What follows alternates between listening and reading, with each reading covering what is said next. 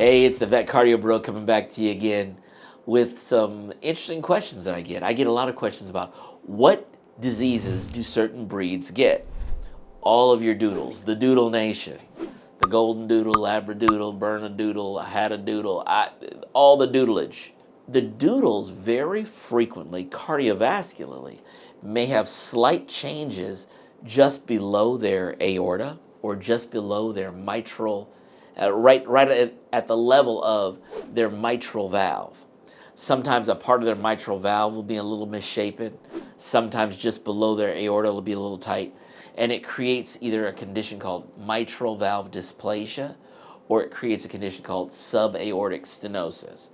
Very common cause of murmur in a young doodle. So if your doodle is doodling along and then now your vet tells you you have a murmur, don't be afraid to go get him checked and we'll take a look and see if he needs any help from a cardiologist. This is the Vet Cardio Bro coming back to you again. Please hit like and subscribe if you like the content and if you have any other questions.